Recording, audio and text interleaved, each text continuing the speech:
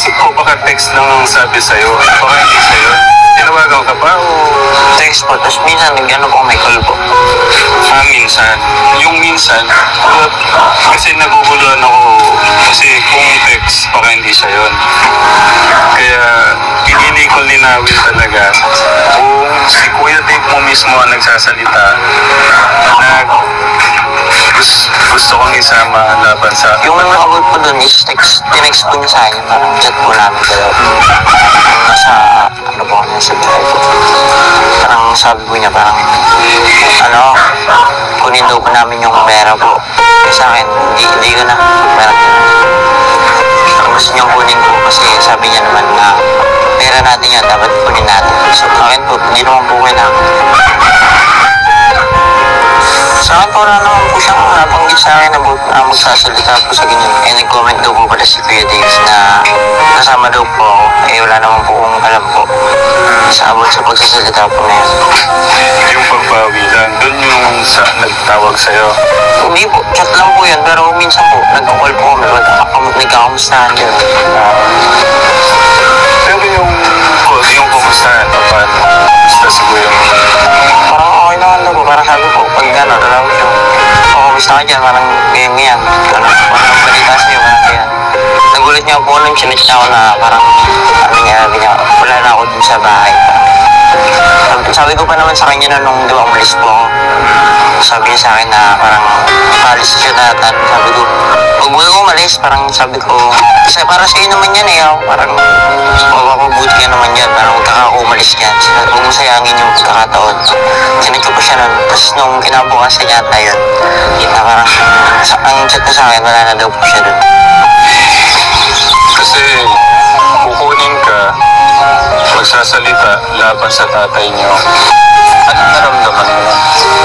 Sabi ko sa kanya, parang dapat hindi ko po kaya, parang gano'n. Ikaw na lang ako kung gusto mo, para sa akin, ayoko ako. Kunin mo yung sa'yo, kaysa magpula pa ako dun, nakakuha naman ako ko ng allowance. Okay na ako dun, parang nakakaya po, parang gano'n. Tapos ano sagot ni Kuya mo?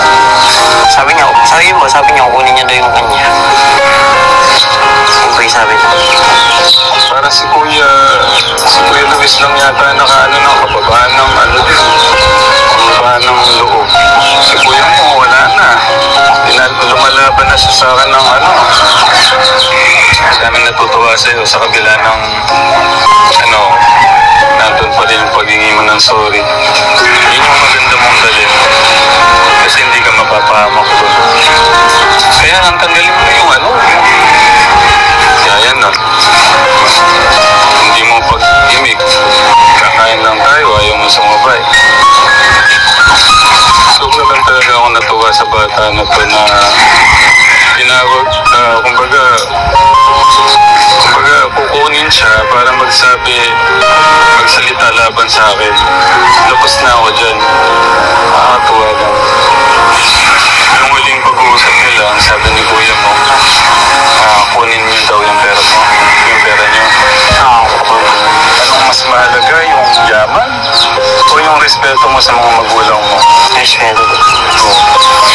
Gusto kong ipaintindi sa inyo na niyo yung yaman o bahay at lupa, o fame, wala namang kabutihan sa mga magulang, di ba? Paano kung bigyan ka nila ng milyon-milyon, magsasalita ka laban sa akin? Pagawan ng bahay at lupa din si mama mo. Nay, tinatanong ko po kung bibigyan mo kayo ng bahay, mansion nung kabila, kung magsasalita ko ba sa laban para sa akin. At saka, Nay naman, kahit hindi ibig ko sabihin, hindi ko na alam paano, kulang na nga alam ko, prinsipi sila doon. Paano ko ba kahit kandato ko yan? Naramdaman mo bang bilang ama ako sa inyo? Ikaw nga lang isang naglalayo eh. Sinalayo yung loob sa amin. Pero kita mo naman, di ba? Kahit matulog ka maghapon.